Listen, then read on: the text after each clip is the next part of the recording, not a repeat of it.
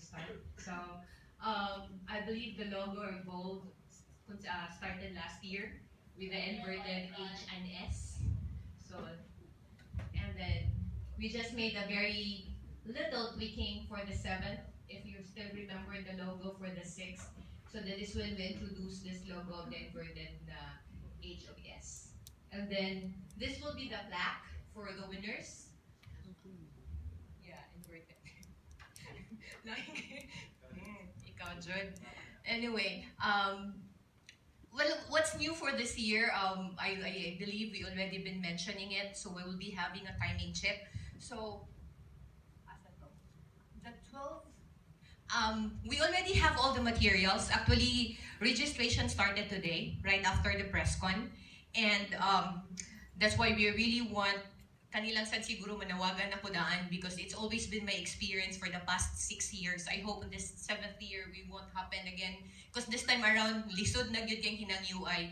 I just really don't understand na typical gyud nga kanang mentality sa runners. They always register in the last minute and 21 and 12K. I also really noticed like last year halos wala na inindagan og 3K. Most of the 3K nga namalit just because they want the shirt.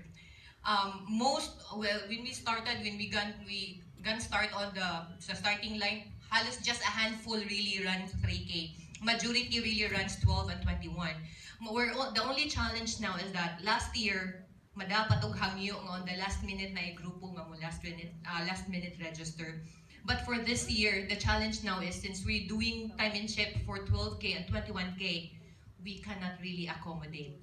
We only prepared 500 runners for 12K and 700 runners for 21K.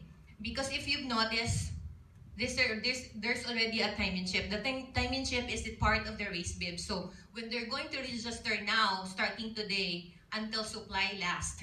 So depende sa availability of the race bib with the timing chip. Because this came from Manila. This been by myruntime.com. We'll be flying in them during the race day, but right now they already have the race bib shipped in. So what will happen? Dili na gyud mi ka-order og lain. So we'll only be catering us to the 500 of 12K and 700 of the 21K because naana diri daan sa race bib ang time and chip. They're just going to install it in their shoe during the run.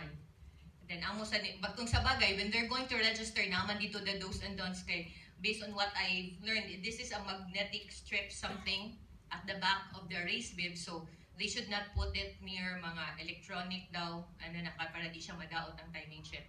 Though when they're going to receive the race kit, all the instructions will be there. So definitely kay kung mag-register good ka karon, you will have it already with you until the race day, which is still on June 25. But we'll just really encourage them to, as much as possible, register early on because as we said nga, we really won't be, this time around, even though we want to accommodate, but we really can't.